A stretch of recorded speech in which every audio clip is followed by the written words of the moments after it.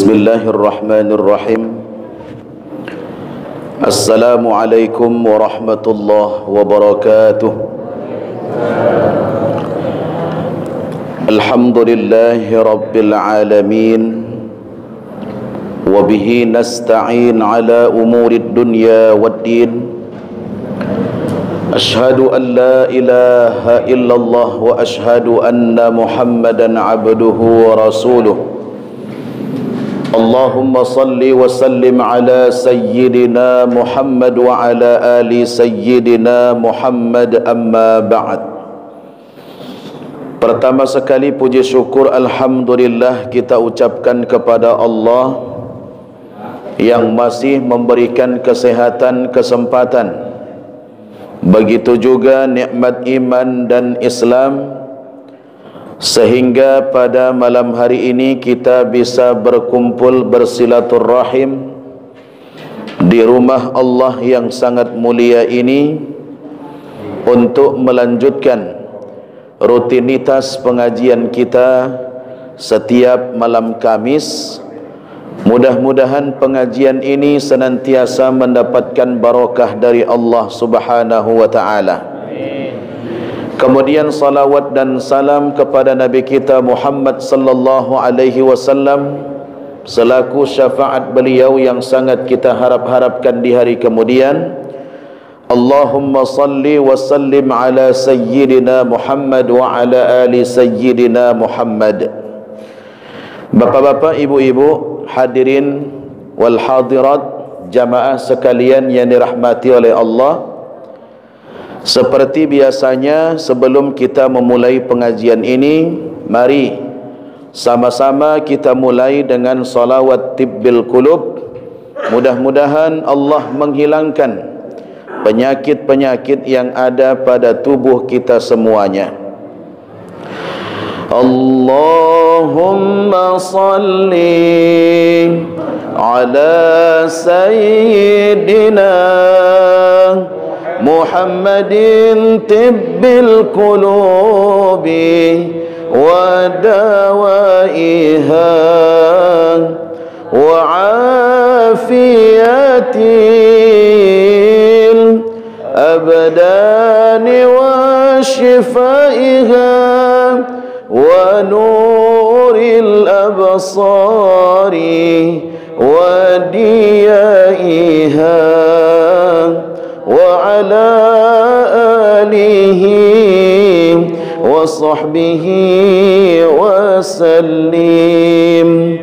Allahumma salli ala sayyidina Muhammadin tibbil qulubi wa dawaiha wa afiyatil abdani wa shifaiha wa nuril absari wa diyaiha wa ala alihi wa sahbihi wa sallim. Allahumma salli ala sayyidina Muhammadin tibbil qulubi wa dawaiha wa afiyatil abdani wa shifaiha wa nuril absari wa diyaiha wa ala alihi wa sahbihi wa sallim wa ala alihi wa sahbihi wa sallim. Baiklah bapak-bapak, ibu-ibu, hadirin wal hadirat yang dirahmati oleh Allah Subhanahu wa ta'ala. Kembali kita lanjutkan pengajian fikih kita pada malam hari ini, yaitu akan kita jelaskan tentang rukun-rukun solat yang kita laksanakan dalam setiap melaksanakan ibadah solat.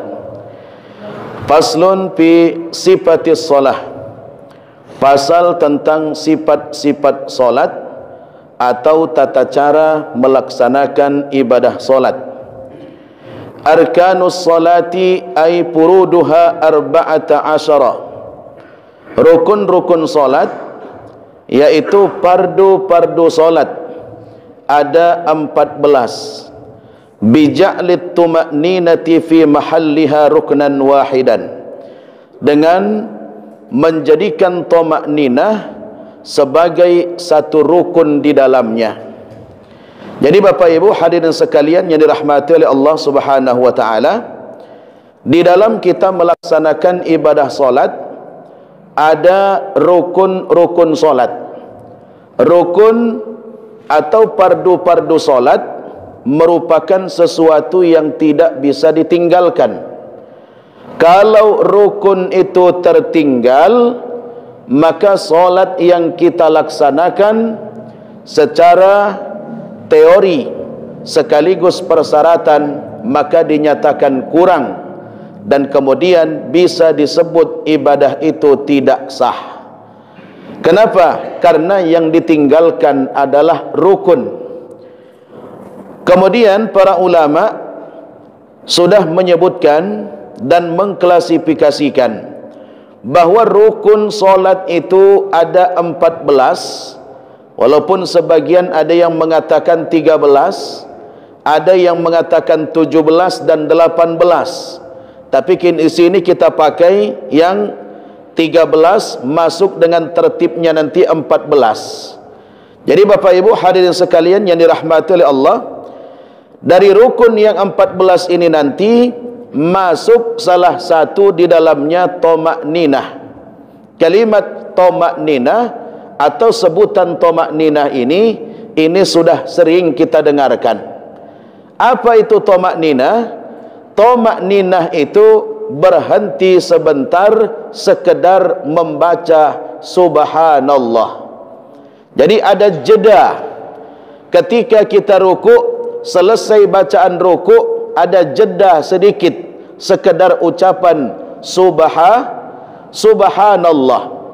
Kenapa dibuat toma'ninah?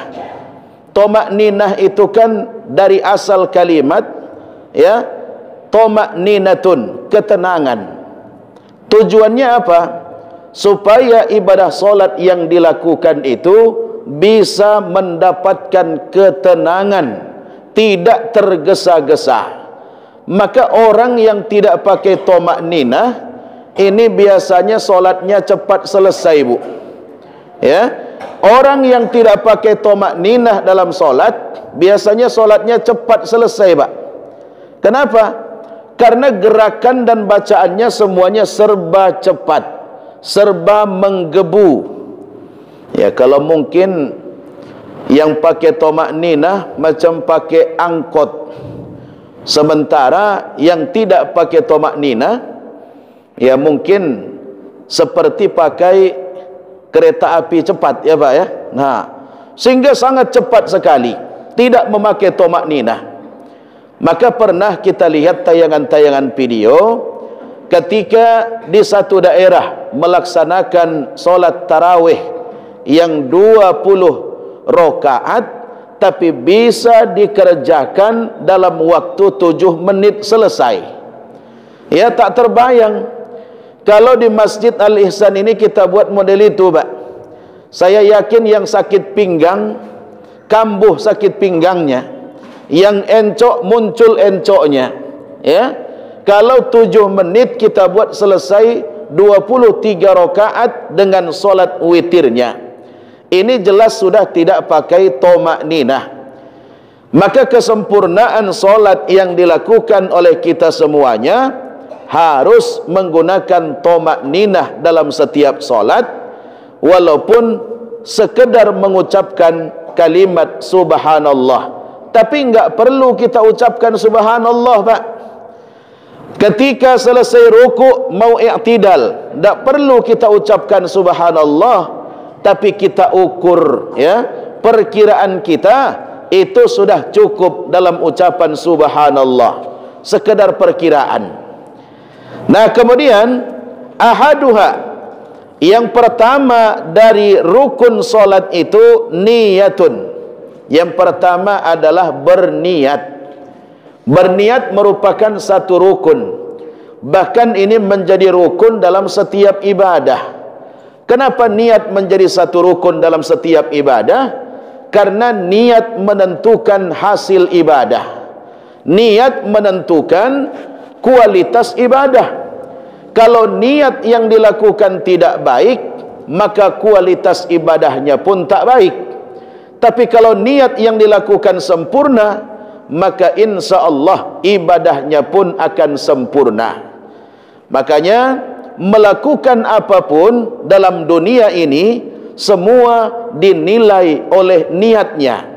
Bersedekah itu tergantung pada niat. Membantu orang lain tergantung pada niatnya. Memberikan bantuan sosial kepada apapun itu juga tergantung pada niatnya. Kalau niatnya tak baik, bukan karena Allah, maka semua itu sia-sia. Maka ada disebutkan, kam min amalin yatasawwaru min a'malid dunya fayasiru min a'malil akhirah bihusnin niyah. Ada gambaran ibadah yang terlihat ibadah itu seperti ibadah dunia, pekerjaan itu seperti pekerjaan dunia, fayasiru min a'malil akhirah, tapi pekerjaan dunia itu menjadi amal akhirat bihusnin niyah, dengan baiknya niat. Pekerjaan dunia tapi bisa berpahala. Karena pekerjaan dunia ini, Pak, termasuk urusan yang mubah. Apa itu urusan yang mubah? Urusan yang mubah maksudnya tidak mendapatkan pahala dan tidak mendapatkan dosa, tergantung pada apa yang dilakukan. Contoh, makan dan minum itu urusan yang mubah. Mau makan atau tidak, kita tak berdosa. Andaikan ibu menahan lapar, ya tidak makan, maka tidak berdosa. Andaikan bapak ibu makan, tidak berpahala juga. Ini urusan yang mubah. Tapi bisakah urusan yang mubah itu berubah menjadi bernilai pahala? Bisa. Makan bisa bernilai pahala kalau niatnya makan itu untuk menambah tenaga beribadah kepada Allah Subhanahu wa ta'ala. Kalau diniatkan semua untuk ibadah, insya Allah apapun urusan dunia maka akan bernilai pahala. Tidur itu perkara yang mubah. Mau tidur atau tidak itu terserah kita. Tapi tidur juga bisa bernilai pahala. Orang yang berilmu tidurnya pun tak sia-sia, Pak. Tapi orang yang tak berilmu, seluruh aktivitas dunianya tidak ada sedikit pun nilai pahala. Mau tidur, orang yang berilmu, orang yang tahu ilmunya, saat mau tidur, selain berdoa mengamalkan doa yang datang dari Nabi, Bismikallahumma ahya wa bismika amutu. Dengan namamu ya Allah aku hidup, dan dengan namamu juga ya Allah aku mati. Berarti saat kita mau tidur, sudah diserahkan semua urusan kepada Allah Subhanahu wa ta'ala. Andaikan aku mati nanti di tengah tidur, itu sudah menjadi urusan Allah. Karena kadang ada juga yang meninggal saat tidur, ya Pak ya. Ketika tidur maka tak bangun-bangun lagi, ya. Makanya kita serahkan semua urusan kepada Allah ketika kita mau tidur. Dan niatkan tidur itu supaya badan segar untuk besok melakukan ibadah dan mencari nafkah untuk keluarga. Ketika tidur diniatkan kepada yang baik, maka insya Allah itu pun akan bernilai pahala.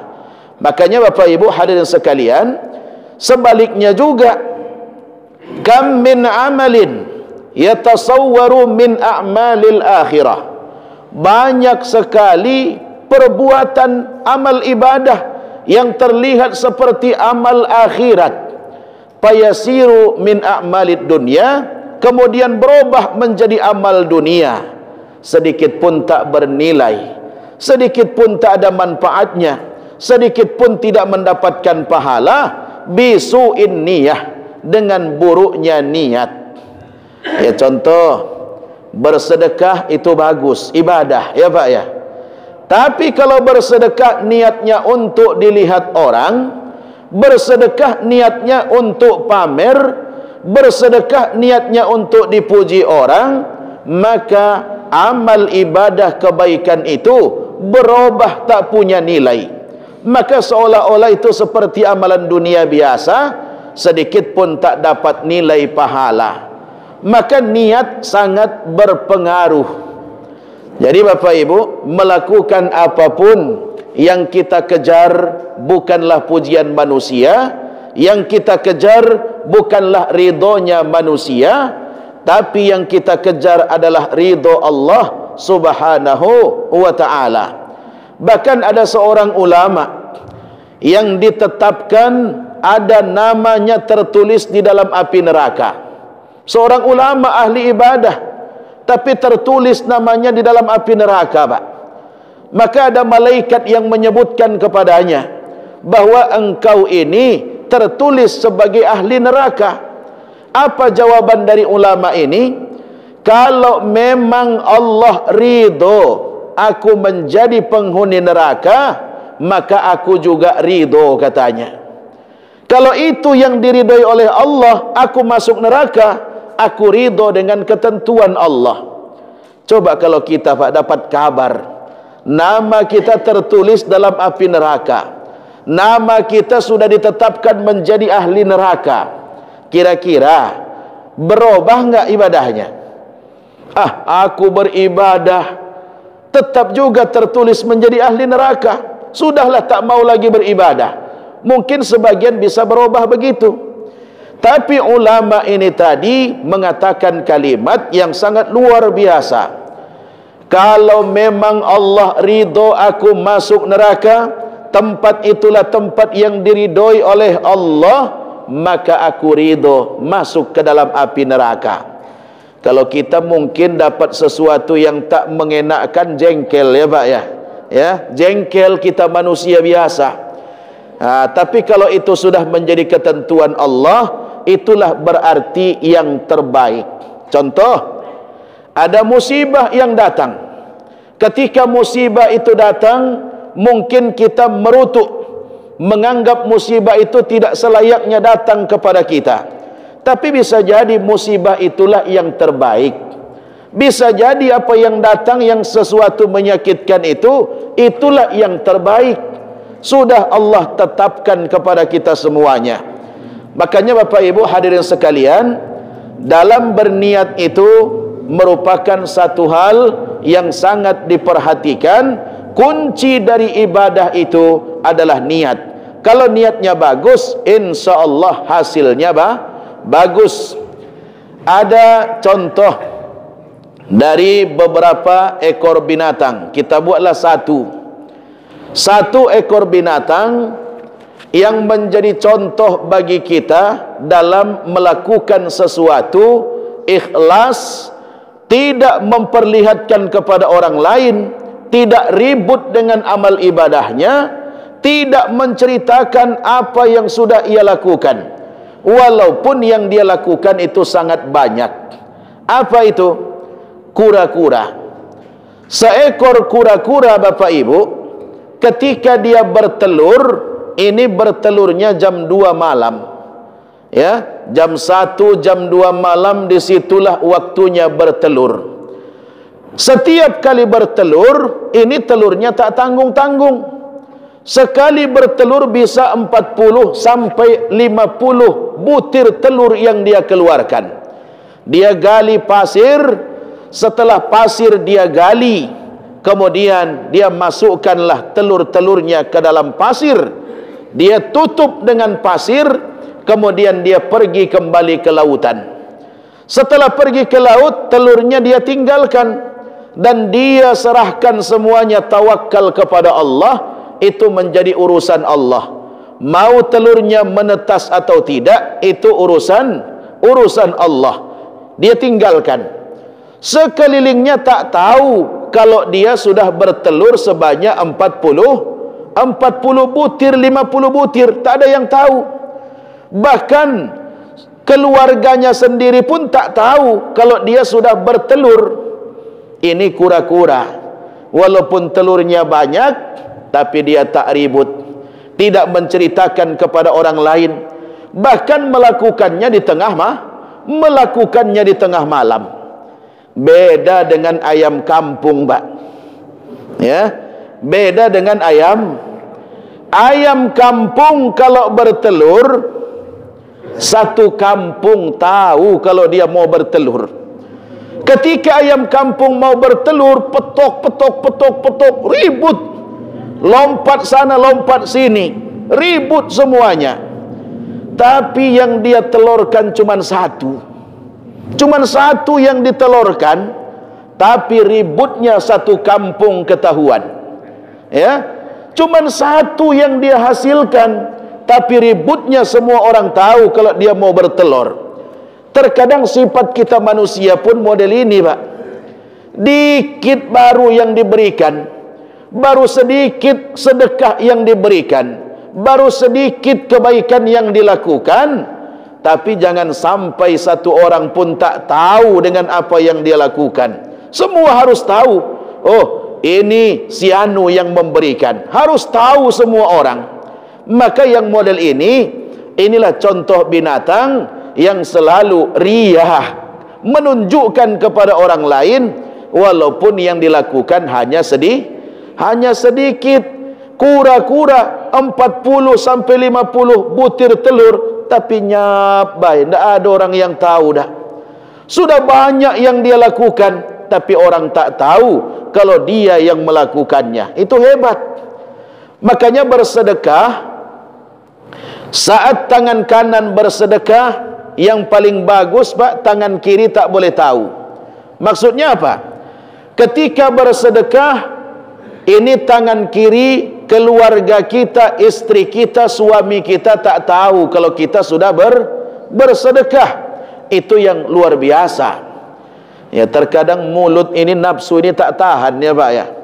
Baru bersedekah dikit, tadi aku bersedekah dengan si Anu, ku kasih sekian-sekian, alhamdulillah lah masih bisa berbagi. Apalagi orang sekarang, ketika terkadang berbagi sedikit sudah langsung dipoto. Foto masuk ke dalam status. Alhamdulillah hari ini bisa berbagi dengan anak-anak yatim. Tapi ada juga memang nilai positifnya. Makanya tadi tergantung niat. Kalau niatnya positif, menggugah orang lain yang tidak mau bersedekah menjadi bersedekah, itu niatnya bagus. Tapi kalau sudah bercampur supaya dipuji orang, supaya dilihat orang, supaya diperhatikan orang, ini sudah salah dalam berniat. Makanya Bapak Ibu hadirin sekalian, saat tangan kanan bersedekah, tangan kiri tidak boleh tahu.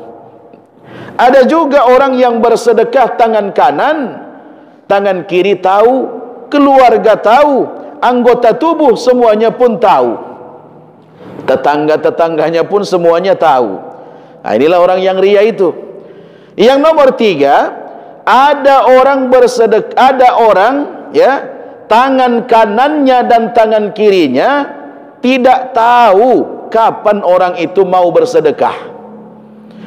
Yang pertama tadi tangan kanan sedekah, tangan kiri tak tahu.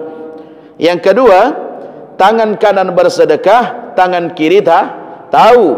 Yang nomor 3, tangan kanan dan tangan kiri tak tahu kapan orang itu mau bersedekah. Nah, kapanlah orang ini mau bersedekah, kata tangan kanan dengan tangan kirinya. Tak pernah tangan kanannya itu mengulurkan kepada orang lain, ya. Tangan kirinya pun tak tahu, tak pernah tahu kalau tangan kanan itu pernah diberikan sesuatu untuk diberikan kepada orang lain. Jadi intinya, niat yang kita lakukan itu menjadi titik awal dari ibadah yang akan kita lakukan. Dulu pernah ada kisah. Ini kisah imam mazhab yang bernama Imam Ahmad ibnu Hanbal. Imam Ahmad bin Hanbal ini merupakan satu dari imam mazhab yang 4. Beliau setiap jam 2 malam itu bangun. Kemudian ada kamar khusus yang dia siapkan di rumahnya. Kamar khusus itu istrinya, anak-anaknya tak tahu, Bu, apa isi kamarnya. Sampai dia mati tak tahu, ya. Apa isi kamarnya itu mereka tak tahu. Yang penting ada kamar khusus yang disiapkan oleh Imam Ahmad ibnu Hanbal. Ternyata kamar khusus itu disediakan untuk menyimpan paket sembako yang akan diberikan kepada fakir miskin. Jadi setiap malam jam 2 malam dia bangun. Dia angkatlah 100 paket setiap malam, ya. 100 paket untuk fakir miskin setiap malam. Dia pikul di kanan kirinya, ya, pakai seperti sarung model itu, Pak, sehingga dia bawa di pundaknya kanan kiri. Maka dia letakkanlah sembako itu di pintu-pintu rumah setiap fakir miskin setiap malam. Wah, ini orang kaya belum tentu mampu ini, Pak, model ini, ya kan? Orang kaya saja belum tentu mampu, apalagi yang hanya mengaku kaya, kan begitu. Nah, setiap malam 100 paket dibagikan. Tapi pada akhirnya orang ini kan tak tahu siapa yang membagikan 100 paket itu setiap malam. Yang penting tahunya fakir miskin setiap pagi ada paket yang bisa mereka gunakan dalam kehidupan mereka. Untuk anak dan keluarga mereka bisa dia gunakan. Tapi pada akhirnya, ya, kenapa bisa ketahuan pada akhirnya yang melakukan itu Imam Ahmad bin Hanbal? Ketika Imam Ahmad bin Hanbal wafat, ini orang belum tahu kalau beliau yang selalu mengirim paket. Ketika Imam Ahmad bin Hanbal meninggal, maka murid-muridnya memandikan jenazahnya. Saat dibuka pakaian, ada garis di pundaknya, Pak, hitam, ya, kanan kiri bergaris hitam. Ditanya oleh murid-muridnya kepada istrinya, ini garis ini kenapa? Istrinya pun tak tahu itu kenapa, ya. Kenapa muncul garis seperti baretan di pundaknya? Istrinya pun tak tahu. Maka pada akhirnya kejadian itu pun tak ada yang tahu apa penyebab hitam di pundak Imam Ahmad bin Hanbal. Setelah beliau dimakamkan, beberapa hari kemudian barulah orang sadar. Fakir miskin itu pun baru sadar, kenapa tak muncul lagi paket, ya? Kenapa tak muncul lagi paket? Biasanya setiap pagi mereka dapat paket. Ini kok tak ada paket yang mereka dapatkan? Heran semuanya, bertanya-tanya. Maka karena tak pernah lagi semenjak beliau meninggal muncul paket, maka mereka pun menyimpulkan bahwa yang memberikan paket itu adalah Imam Ahmad bin Hanbal. Dan setelah itu juga kamar rahasia yang dibuat oleh Imam Ahmad bin Hanbal dibuka oleh keluarganya, ternyata memang berisikan paket yang sudah disiapkan. Nah, ini orang yang benar-benar ikhlas, Pak, beramal, ya. Orang lain tak perlu tahu. Bahkan sampai mati pun orang tak tahu kalau itu adalah perbuatannya. Nah, makanya Bapak Ibu hadirin sekalian yang dirahmati oleh Allah Subhanahu wa taala, niat menjadi kunci utama dalam melakukan ibadah. Kalau niatnya bagus, insya Allah hasil ibadahnya pun bagus. Tapi kalau niatnya tak bagus, hasil ibadahnya pun tidak bagus. Nah, apa itu niat? Niat wahiyal qasdu bil qalbi. Niat menyengaja melakukan sesuatu dengan hati. Jadi niat itu tempatnya di dalam hati. Kalau yang kita ucapkan selama ini itu disebut dengan lafaz niat. Usalli fardhas subuhi rak'ataini lillahi ta'ala. Itu adalah lafaz niat, ya. Niat yang sebenarnya di mana? Bil qalbi, di dalam hati. Kalau yang kita ucapkan hanya lafaz, maka kalau seseorang melakukan ibadah yang dia ucapkan hanya lafaz, maka ibadahnya tidak sah. Salat yang dia lakukan tidak sah kalau hanya lafaz, tapi dalam hati tak ada niat. Ya, contoh seperti salat subuh tadi. Usalli fardhas subuhi rak'ataini lillahi ta'ala, Allahu akbar. Cuman lafaz itulah yang dia buat, dalam hatinya tidak terbersit mau melakukan salat subuh, maka niatnya tidak sah. Kalau orang yang tidak menyebutkan lafaz niat tapi dalam hatinya berniat, ini sudah dianggap sah walaupun lafaz niatnya tak dibuat. Untuk apa dalam mazhab Syafi'i dibuat lafaz niat? Membimbing seseorang supaya mudah untuk berniat. Jadi yang belum mampu langsung berniat dengan hatinya, maka digunakan lafaz niat supaya lebih mudah masuk niatnya. Maka dibuatlah lafaz-lafaz tersebut. Jadi Bapak Ibu hadirin sekalian yang dirahmati oleh Allah, qalbun itu hati. Qalbun merupakan kunci di dalam tubuh kita. Nabi mengatakan, ala wa inna fil jasadi mudghatan idza saluhat saluhal jasadu kulluh wa idza fasadal jasadu kulluh, ala wahiyal qalbu. Di dalam tubuh setiap manusia ada segumpal. Segumpal itu kalau baik, maka baik seluruh tubuhnya. Tapi kalau yang segumpal itu buruk, maka seluruh tubuhnya pun ikut buruk. Apa yang segumpal itu? Ala wahiyal qalbu. Itulah hati. Kelakuan seseorang itu tergantung pada hatinya. Saya tu pakaian baik yang model ini, tapi hatinya insya Allah baik, katanya. Biasanya hati itu akan mempengaruhi tingkah laku.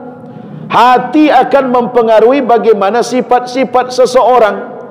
Kalau dalamnya bagus, insya Allah luarnya pun bagus. Kalau dalamnya rusak, maka luarnya pun rusak. Makanya Bapak Ibu hadirin sekalian, hati menjadi kunci dalam diri kita. Hati merupakan penggerak seluruh tubuh. Hati yang membisikkan seluruh anggota tubuh untuk melakukan sesuatu. Kalau yang dia bisikkan yang tak baik, maka yang dilakukan anggota tubuh juga tak baik. Hati membisikkan kepada pikiran kita yang tak baik, maka muncullah hal-hal yang tidak baik. Tapi kalau hati sudah membisikkan sesuatu yang baik, alhamdulillah, malam hari ini duduk bersama, kan begitu. Ini hati mengarahkan kita untuk mendengarkan kajian, mendengarkan pengajian. Walaupun terkadang pengajian yang model ini itu biasanya cepat buat ngantuk, ya kan? Nah, kalau pengajian itu terkadang Pak cepat buat ngantuk, Pak. Tapi ketika hidangan sudah muncul, hilang ngantuknya. Ya, kalau kita yasinan contohnya, saat yasinan banyak yang sudah nunduk, yang sudah ngantuk, bahkan ada yang tertidur. Tapi ketika waktunya makan tiba, segar kembali. Itulah godaan setan, ya kan? Nah, makanya Bapak Ibu hadirin sekalian yang dirahmati oleh Allah Subhanahu wa taala, li khabarin innamal a'malu binniyat, itu berdasarkan hadis Nabi, innamal a'malu binniyat. Seluruh amal ibadah itu tergantung pada niatnya. Kalau niatnya baik, insya Allah baik. Nah, kemudian rukun-rukun yang 14 ini dibagi menjadi 3 bahagian. Apa 3 bahagian? dari rukun-rukun tersebut ada yang disebut dengan rukun qalbi. Rukun qalbi satu. Apa itu rukun qalbi? Itulah tadi niat. Niat merupakan rukun, tapi rukun yang bersifat qalbi, di dalam hati. Jadi rukun qalbi, rukun yang harus dibuat oleh hati kita. Ini satu. Yang kedua ada rukun qauli. Apa itu rukun qauli? Rukun qauli, qaul artinya ucapan. Berarti rukun qauli, rukun yang sifatnya bacaan, rukun yang sifatnya diucapkan. Maka kalau tak diucapkan, tidak dibaca, maka rukun itu belum dianggap selesai. Apa rukun qauli?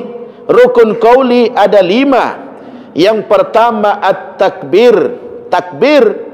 Jadi kalau takbir pun tak dibunyikan, takbiratul ihramnya, ini pun tak benar ini. Ya, tak bersuara takbirnya. Maka harus ada suara. Ketika takbiratul ihram, walaupun kita solat sendirian, harus terdengar, walaupun hanya diri kita yang mendengarkan.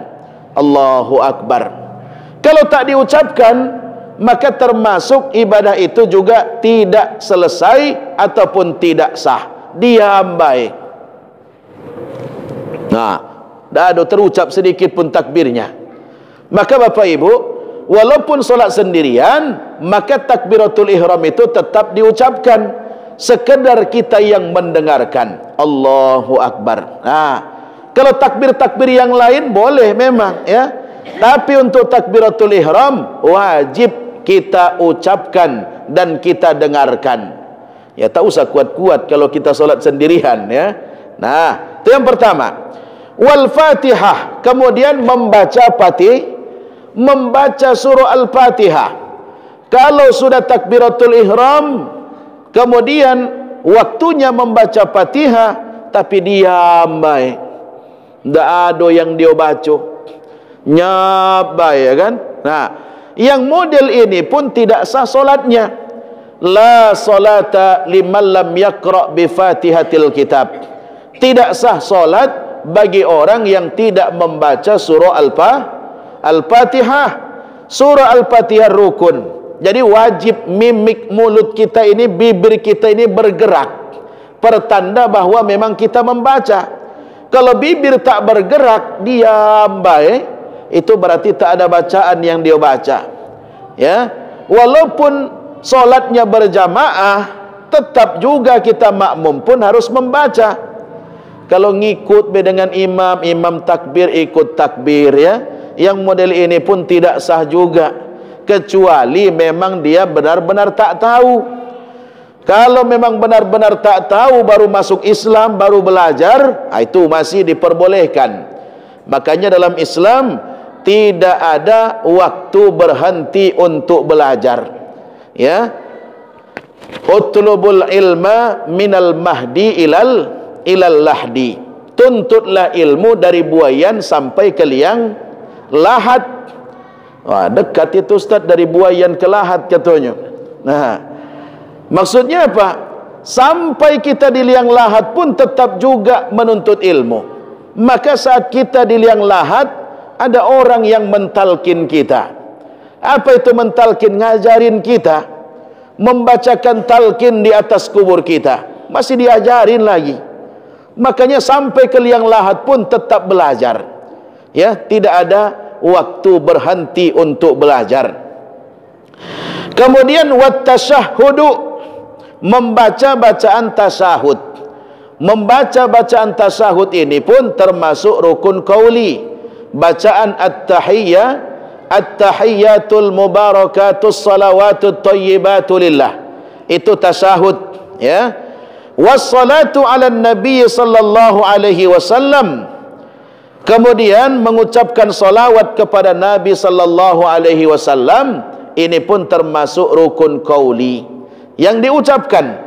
Dan kemudian yang kelima, wassalamu, mengucapkan salam, termasuk dari rukun qauli dalam solat. Salam yang mana? Salam yang sebelah kanan. Assalamualaikum warahmatullahi. Ini pun harus diucapkan. Tak boleh cuma noleh baik, Pak. Selesai solat, nah, itu tak bisa. Ini rukun qauli, harus diucap walaupun pelan ketika kita solat sendiri. Assalamualaikum warahmatullahi. Model itu harus terdengar bagi kita. Jangan cuma noleh ke kanan ke kiri baik. Itu bukan mengucapkan salam, itu hanya menoleh. Ya, bukan ngucapin salam namanya itu. Tapi menoleh ke kanan dan menoleh ke kanan ke kiri itu bukan termasuk rukun. Salamnya yang termasuk, salamnya yang termasuk rukun. Kemudian ada rukun fi'li. Rukun fi'li itu perbuatan, gerakan, yang bersifat gerakan, yang bersifat perbuatan, itu namanya rukun fi'li.